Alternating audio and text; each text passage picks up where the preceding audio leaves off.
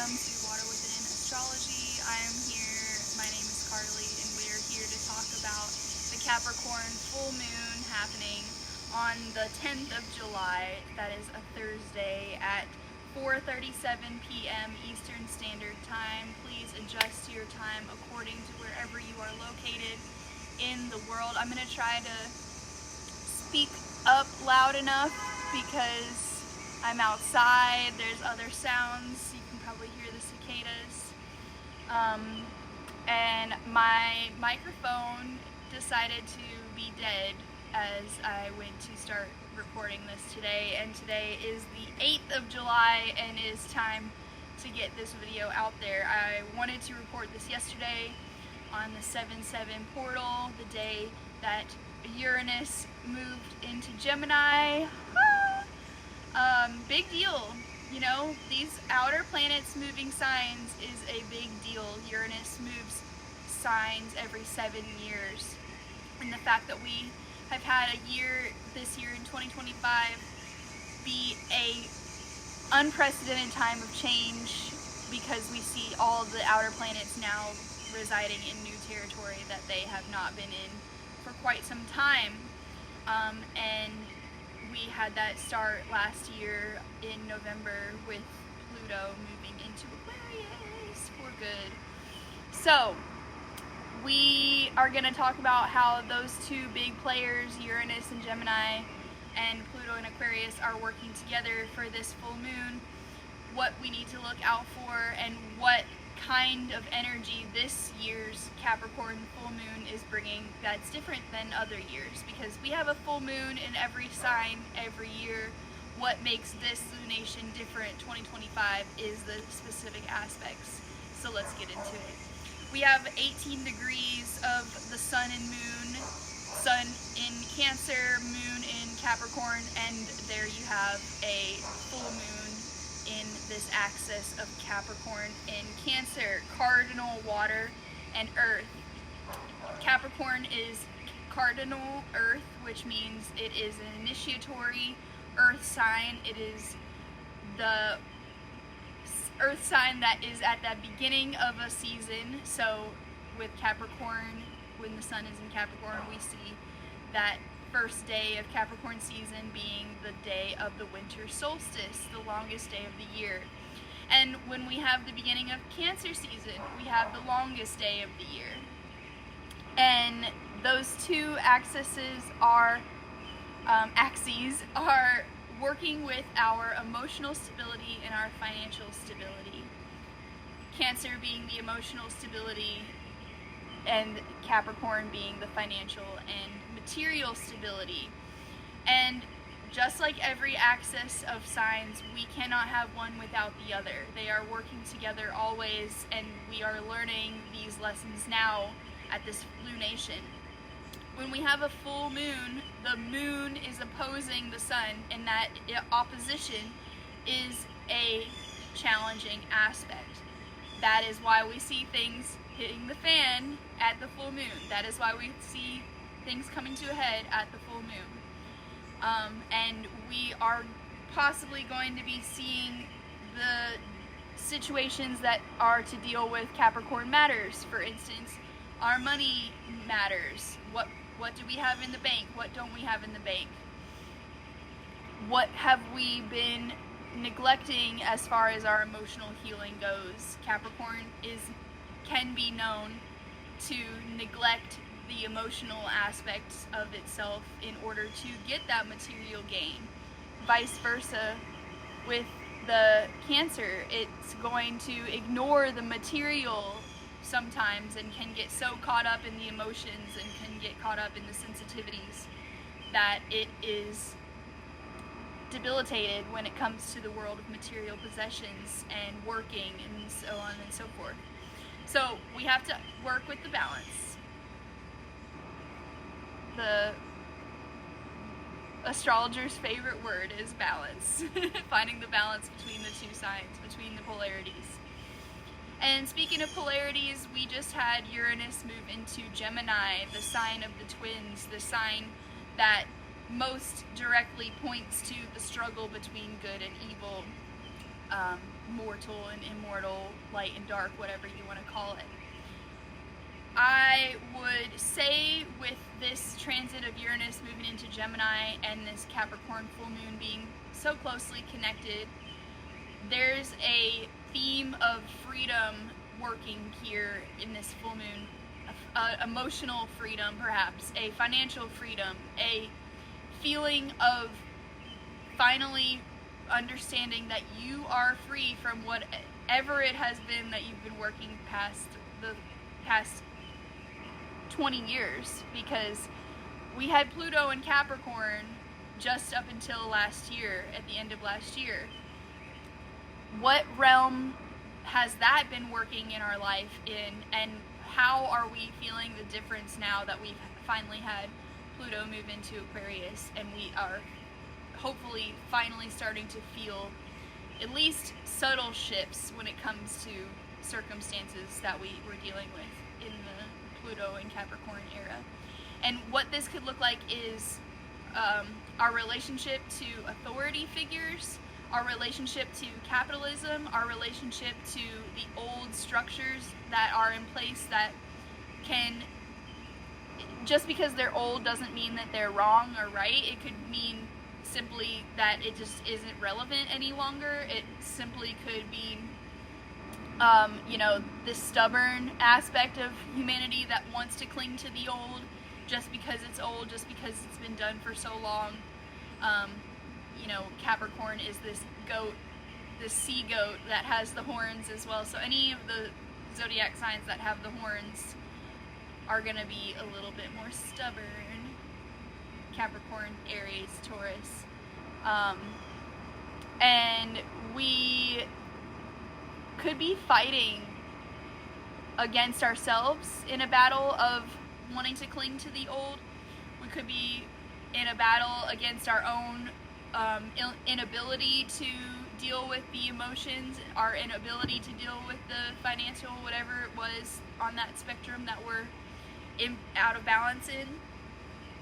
And so another thing what we have to look at, in addition to the Pluto and Capricorn time that we just are moving out of, Mars was retrograde back and forth out of Cancer and Leo, and we see the Sun in Cancer now, and this opposition between the Cancer-Capricorn is going to be bringing that up as well. That time that Mars spent 4 months or more in end of last year, where we were working with the masculine Mars and the feminine Cancer, we were reframing whatever it meant for us to whatever it looked like for us to be more masculine, whatever we had this idea of masculine versus not masculine, all those ideas, gender specific and traditional gender roles, all of these things have been coming up and are now being seen, so we can rearrange and we can figure out what is relevant now, and we can see what fits now, because it's not just me that it's got to the point where we can see that the toxic masculine archetype is not working, and the archetype of everyone having to, regardless of what your gender is, having to over-masculinate themselves in order to survive in an overly masculinated patriarchal system that's inherently based around, getting work done, being action-oriented, never having breaks around your time of rest and work, tendency to be workaholics. Being a workaholic is one of the only addictions in this day and age that's almost praised instead of looked at as a serious problem, the way other addictions are looked at. And this is glorified in our patriarchal society of, oh, they worked so hard overtime, you worked so hard. At what cost though? And I think we're at the point where it's starting to look more and more obvious to us when we see things that are out of balance, because we're seeing these symptoms show up in the body. We're seeing them show up in our lifestyles where we're losing friends, or we're having to sacrifice our relationship with our family in order to, you know, get the work done, blah, blah, blah. Whatever it is that is happening that we're making too many sacrifices for in order to be the good worker, or to like fit in at work, or like, you know, whatever it might be, to climb the ladders in whichever way. And it's not just about the sacrifices that we've made, it's about our quality of life, and how perhaps we've been living in survival mode for so long. You know, that last Pluto and Capricorn transit was a long time, and it could have been up to this point that we now are finally at the point where we're seeing how we've been in survival mode, and the masks and the personas that we've created in order to survive, we now can finally put those things down, and we can now finally say to ourselves, I am safe from this thing that has been haunting us for so long. And, you know, I am safe. Maybe our psyche can't wrap our minds can't wrap itself around the concept of being free from whatever it was that we were plagued by for so long when it comes to authority, power struggles. You know, look at where Pluto was happening in Capricorn in your chart. For me, it was my 7th house. It's looking at my relationships. Seeing that there were so many things that I dealt with in my relationship sector of my life that I didn't understand was just bare minimum or survival mode, or, you know, like there was something else out there that was thriving, and it could have been so much better for me for so long, but I didn't even realize it because I had nothing to compare it to. And now hopefully we have new experiences that are showing us that the old things that we were plagued by for so long, you know, we're finally feeling a sense of freedom from it. And, you know, Pluto moves very slow, and Uranus moves pretty slow, and all these different things are, well, the Pluto is about the power struggles and how that has shifted. The Uranus is about freedom and how we now can feel a new sense of freedom as we've taken our power back, right? As that power has slowly been shifting back to us. Capricorn is power over structures. Aquarius is power to the people. Pluto moving from Capricorn to Aquarius. These top-down structures are now crumbling.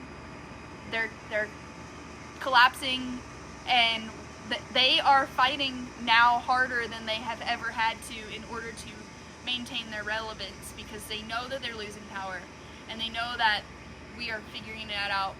And this planet of awakening, Uranus, moving into Gemini, is the mind.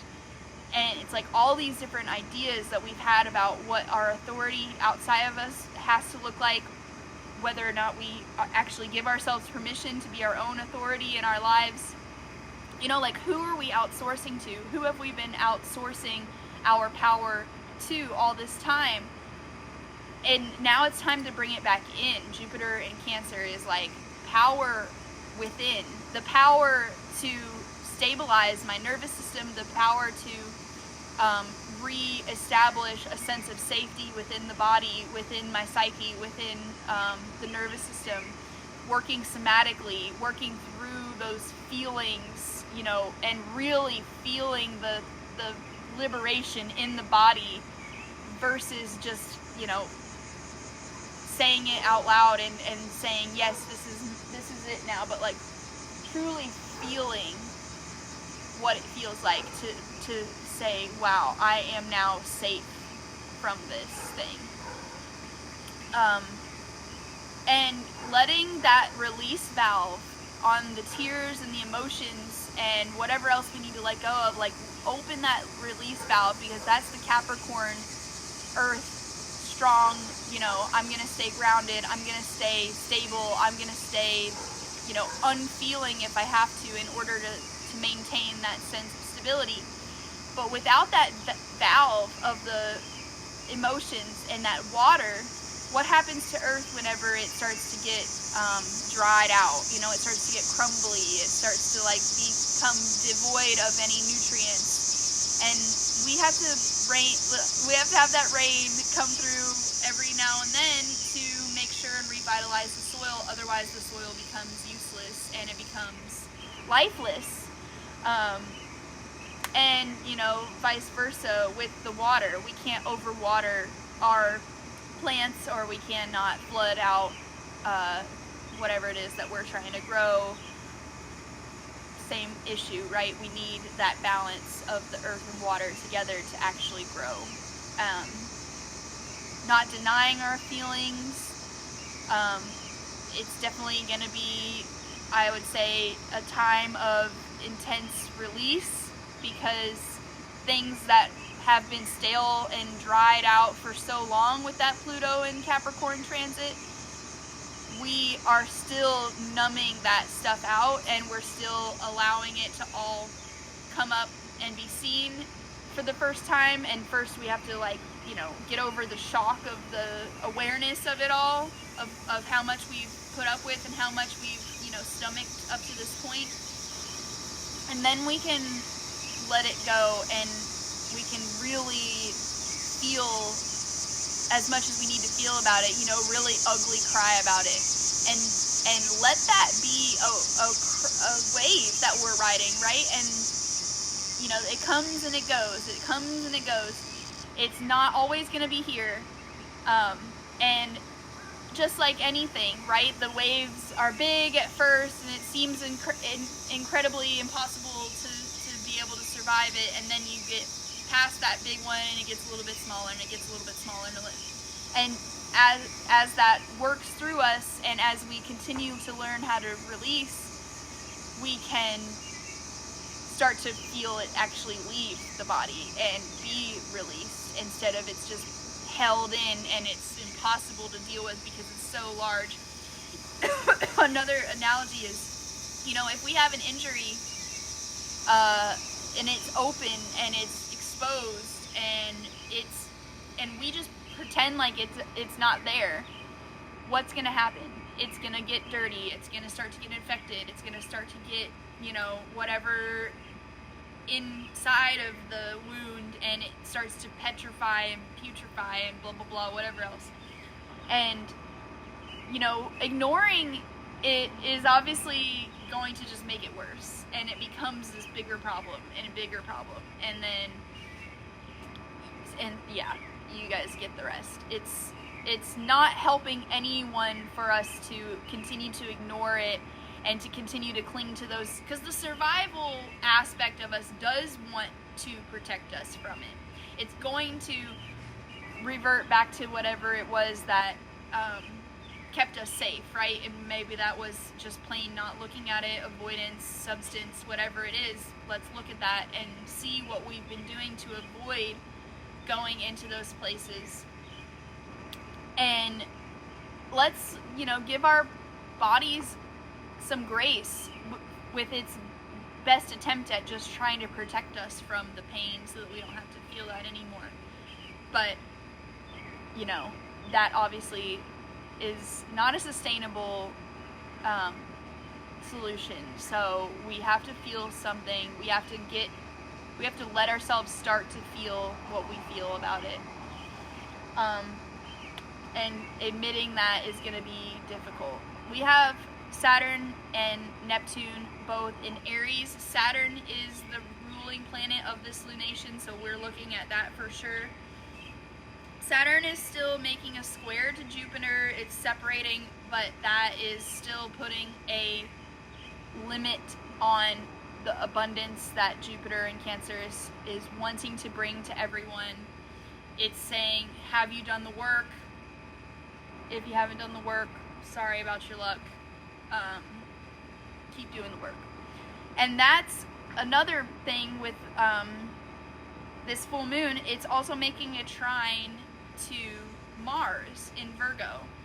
Mars in Virgo is interesting because, like I mentioned in my last video, Mars in Virgo is going to be right there with the south node of the moon. So we're kind of like moving through this portal of releasing the things that are in the Virgo archetype that are not serving us. So overthinking, over worrying, anxiety, over analyzing, needing to be overly prepared and planned out, needing to, you know, criticize everyone and everything, you know, hyperfixating on little details, blah blah blah, whatever all that stuff is. With Mars and Virgo, I think what we're being asked to do with the trine to the full moon, what things in the Virgo aspect and archetype can Mars and Virgo help us with right now as we are working with this full moon energy? Whatever it is that, you know, we're clinging to, that is still hurting us, that is still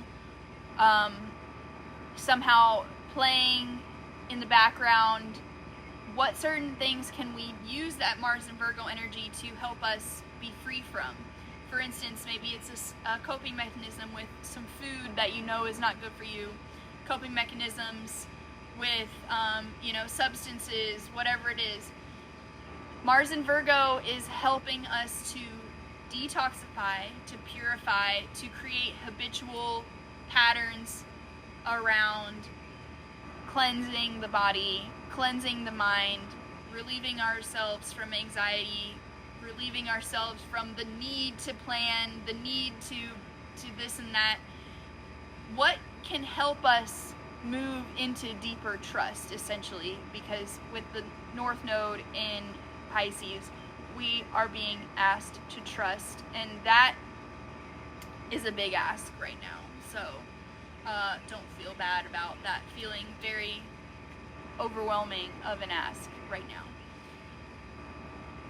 The Mars in Virgo is kind of that control freak that actually wants to stay in control and do something. So if we need a sense of control in any of this, we need to come back to what we actually can control, and that is what we do with our body, what we put inside of our body, you know, consumption wise, what we visualize, what we eat, what we listen to, anything like that, you know, what we expose ourselves to, going to the gym, going to put your feet in the bare grass, you know, whatever it is, we have control over certain aspects. Cleaning the house, organizing your things, getting rid of things that are no longer serving you in the material world. Actually, that is going to be huge as the trine to the full moon, because Capricorn is about that material items, right? It's asking us to look at our stuff and say, you know, the minimalism thing where it's like, does this item spark joy? Because at the end of the day, we could have all the things, we could be, you know, rolling in the dough, we could have all the nice anemones, we could have the best apartment, we could have this and that, but are we really happy? Is what we have in our material possession a source of joy, true joy? Is it a source of, you know, is it helping us to build our legacy too? Because, like, what are these things that we have? And Capricorn is building a legacy. That is the biggest thing with Capricorn. It's this sea goat that can climb the top of the mountain, and it can also dive to the deepest depths of the primordial waters. And it brings back with it from that primordial water what is valuable in our lineage and what is valuable in the traditional conservative, you know, realm. And it says what is valuable about this stuff that we still have to keep returning to over and over again, because it has value and it has lasted over time. And the Virgo, Mars and Virgo, is about discernment. And it's like, we have to see what parts of the old ways we are keeping and what parts of the old ways have kept us stuck from moving forward. And we can be discerning about that now, and we can see with the Uranus and Gemini energy which of these mindsets are we still clinging onto? Which of these mindsets are we still not being open-minded enough to allow to change and morph? Because Gemini is that mutable air sign. It's allowing things to change. It's coming, Uranus and Gemini is coming to new realizations in the mind and in our mindsets and in the way we communicate and in the way we work with duality in each other, in our relationships to each other and within ourselves. So I say the Pluto in Aquarius is so important, not only because Pluto just moved out of Capricorn, we're working with the Capricorn full moon, but Aquarius and Gemini are both air signs, and they are making a trine for the next some odd years, a good bit of time. So they are going to be working together to help us to reframe our minds around the newfound freedom that we maybe still haven't even realized that we have, because we've been stuck with that Pluto and Capricorn mindset for so long, and it's been, you know, it's sneaky. Pluto is one of those more sneaky, unconscious, subconscious, mysterious realm, dark realm, you know, it's the shadow. It's not as obvious as things that we see in the daylight. What the full moon brings is an illumination onto the unconscious. Every time we have a full moon, that full moon being lit up is a representation of the subconscious, unconscious shadow self being illuminated for us to see, so that we can work with those things that we don't normally get that light on. So this can be uncomfortable, and let's remember that we don't have as many difficult aspects this time around.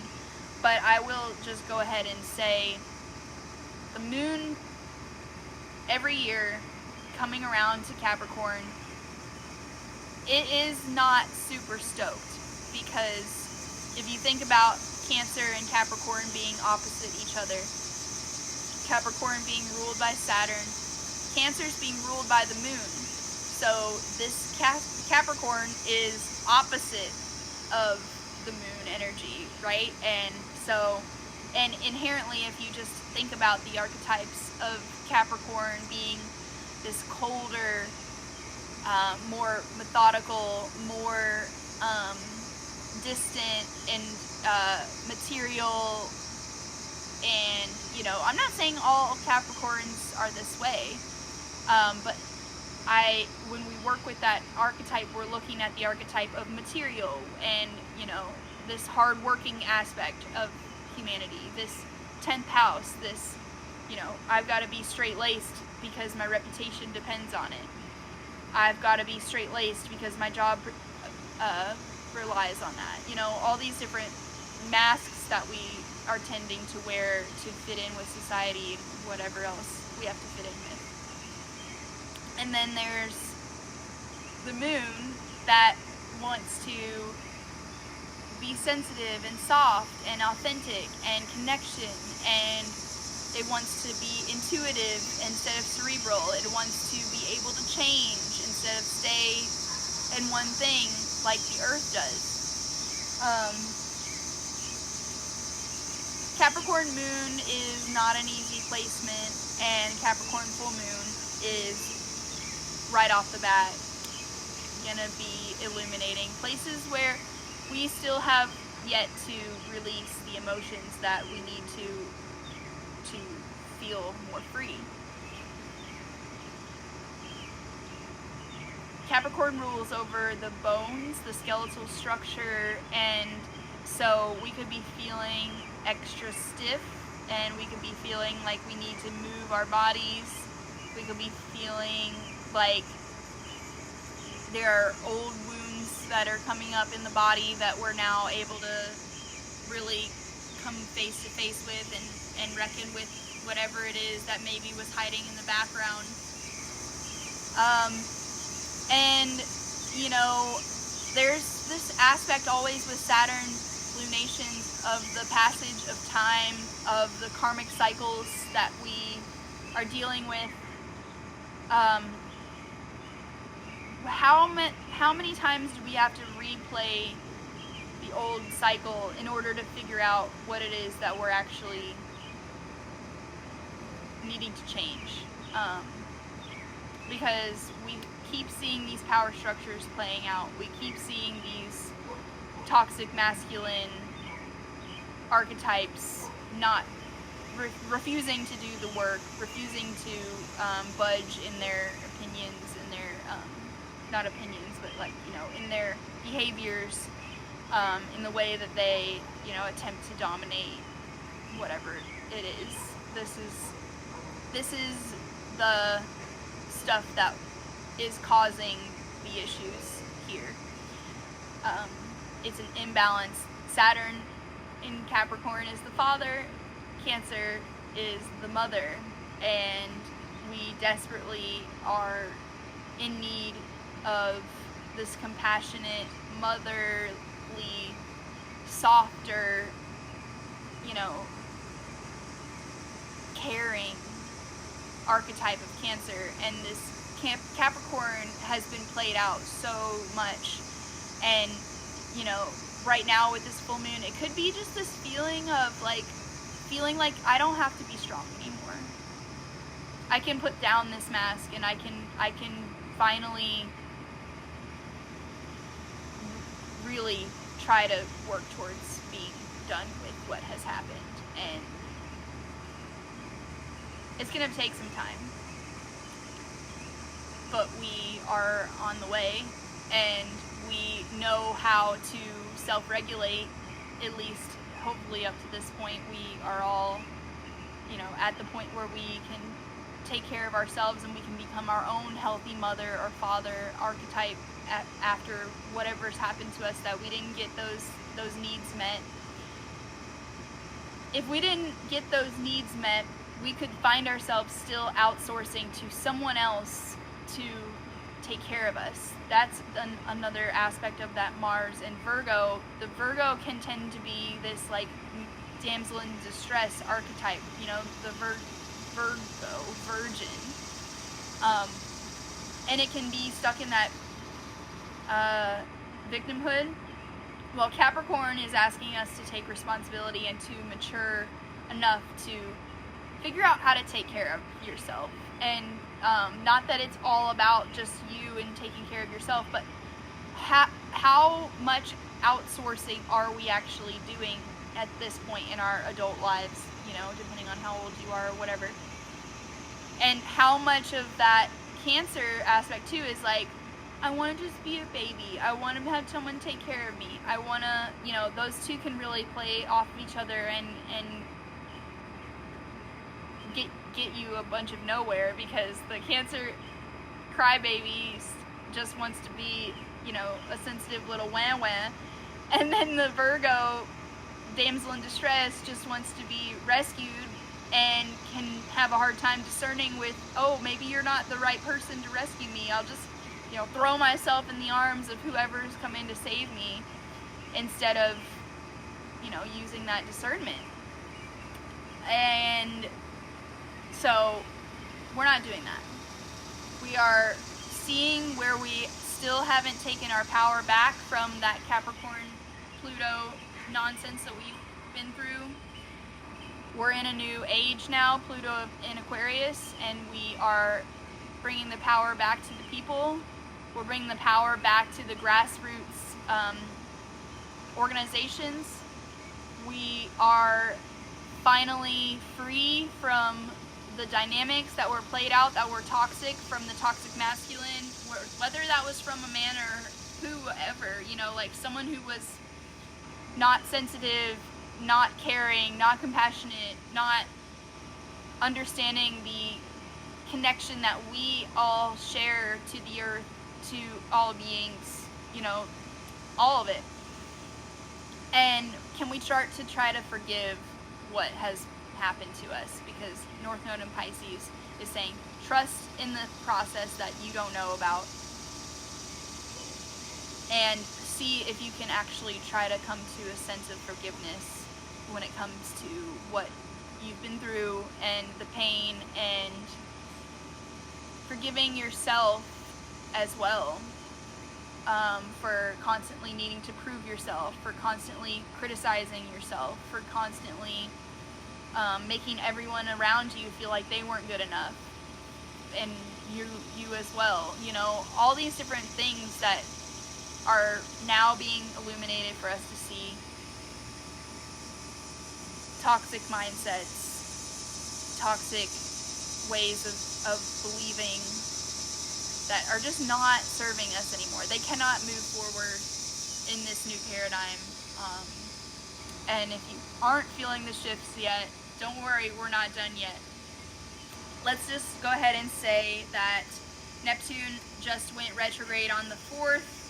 Saturn is going retrograde on the 12th of July. So we've got Pluto retrograde, Neptune retrograde, Saturn retrograde, and Mercury is getting ready to go retrograde as well. So with all of the retrogrades, we are really asking ourselves,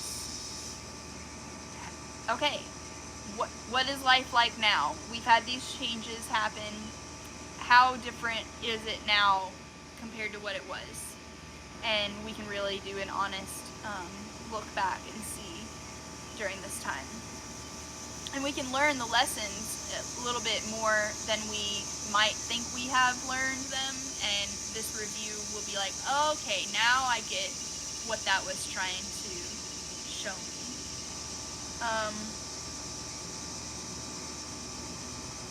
Uranus, you know, was just conjunct Venus. It's technically still conjunct 6 degrees separating. What kind of uprisings and revelations and moves towards freedom have you had in your relationships? What kind of shakeups? What kind of, you know, like maybe coming to realizations around, oh, we're not on the same page with this. I don't know if we can continue here, you know, with friendships.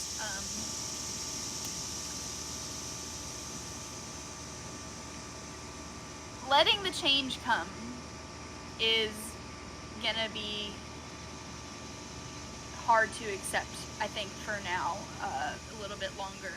Capricorn is obviously one of these conservative, you know, looking back on the old ways and finding the things that serve and things that don't.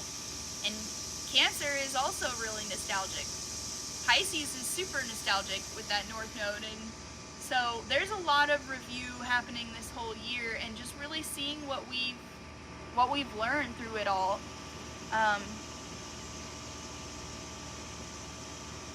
And can we truly accept the fact that we can't go back? Because that's hard. That's the hard part. Realizing that we don't need to go back, any of us, regardless of how good it might have seemed for us. We are now in a new trajectory, and we can trust that that is the new direction that our lives are divinely orchestrated to go in. Let's go ahead and move on. I think I've done enough babbling about it all. Get a rune here for this Capricorn full moon. We are asking for a little guy. Ooh, okay, here we go. A little guy. Haha, okay. Beautiful. Ewas, Yggdrasil, yew tree, dream, strength, and stability. Feels very Capricornian with the strength and stability, and I have been having the most intense dreams and feeling very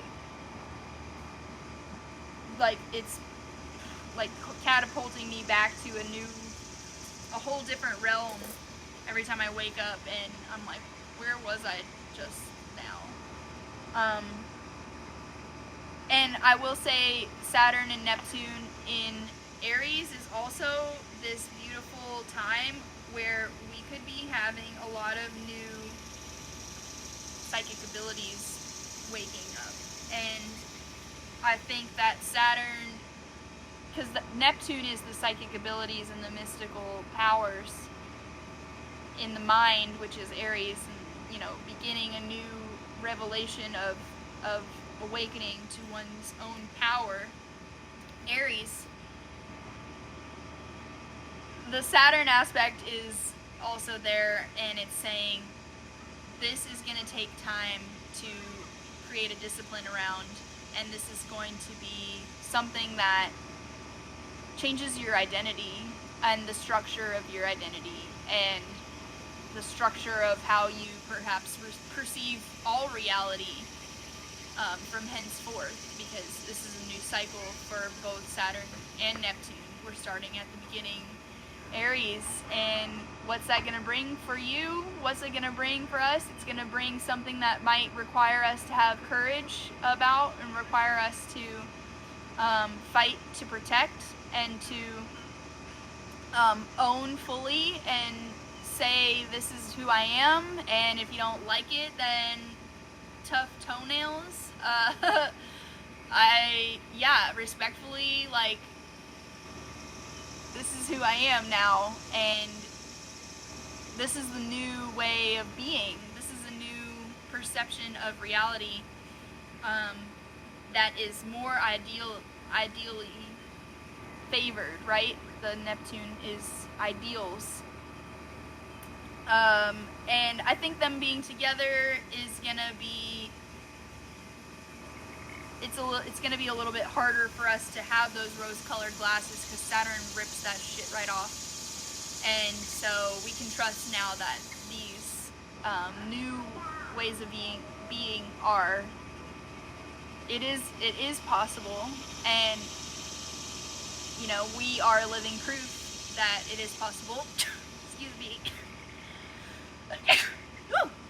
And so can we be that living, real example in real time that the ideal can be here on Earth in reality, not just some dreamy land that's far away and mystical and not fathomable, right? Let's bring it down and anchor it into this 3D, and let us do the hard work it takes to get to that point too, because Saturn is not giving it up without some blood, sweat, and tears.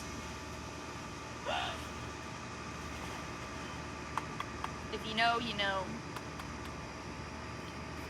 What crystal card do we need for this Capricorn full moon? Let us see. Great time for me to really point out. Capricorn goes to those depths kind of the way Scorpio can go to those depths. It is not afraid to find and sort through the dark dreariness to find those hidden gems, the crystals in this case. The hidden treasure. Okay, we've got Wolfenite. What in the blazes? Who dat? Who dat? Never actually pulled this card out of this deck before. It's the last one in the deck. Preservation, duality, psychic awareness. Your powers of perception are strong at present, and you will experience a heightened awareness of others' thoughts and intuitively understand their motives and actions. By drawing this card, you're being encouraged to follow your feelings and instincts. Rely on your intuition rather than on what others say.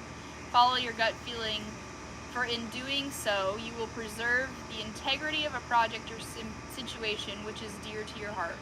In this instance, you are being encouraged not to listen to the conflicting opinions of others. Listen instead to the guidance which stems from your own soul, and all will work out well. Outsourcing our ability, our sense of authority. if you're just listening to people who have the facts and who have the science and who have you're missing something so integral to the human experience, which is the mystery. And it is this ability that I believe is truly under attack right now. The ability to think for yourself and the ability to come to your own conclusions based on what you feel in your body, rather than what you intellectually know, what you experientially know, because you've experienced it yourself, somatically, in the body. It's real for you. It's not just some mind game that you are going along with because that's safer for you, or that's, you know, what you've always done, blah, blah, blah. Can we throw the game plan out the window and ask ourselves, is this true for me based on what I'm feeling? And to some people that might sound absolutely impossible. Like, what is she talking about? We're not throwing the facts out the window. What do you mean throw the facts out the window? It's so deeply conditioned in us, we might not even realize that we have walls up against the idea of being open-minded to the mystical, the inner knowing, the intuition. What are those things? These are parts of the divine feminine that have been under attack for so long, that the overly masculinated patriarchy has worked to suppress, has worked to shame, has worked to discredit, just dragging the divine feminine through the mud in every shape and form that it possibly can. And that is part of the reclaiming of our own authority and of our own ability to think for ourselves. We know when it's time to rest. We know when it's time to put down the work and to balance out our masculine and feminine energies from active working to passive reception. There's room for both. There's room for both, and there are forces that are actively working very hard for you to not believe that that's true. And I'm here to tell you that it is true. And I hopefully will continue to spread the joy and the message of the divine feminine rising in this crazy time where the opposite is being broadcasted. And I would love it for you to share this video with someone if it resonates with you. Like and subscribe if you haven't already. It really helps my channel to grow.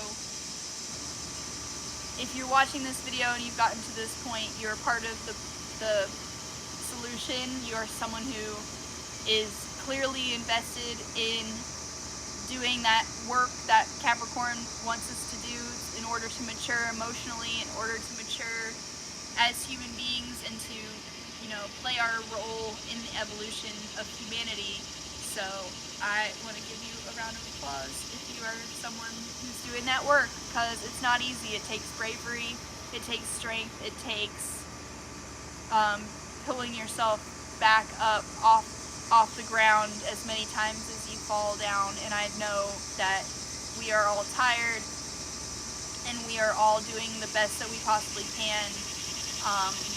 And I'm not going to sugarcoat it. It's not been easy, but I thank you all for being here on this journey with me, playing your role, your very important roles, and I just will see you in the next video. We will be having a new moon in Leo in 2 weeks, and it's going to be a beautiful, beautiful time to be alive, just like it is now. I will thank you all once again for being here, and happy Capricorn full moon.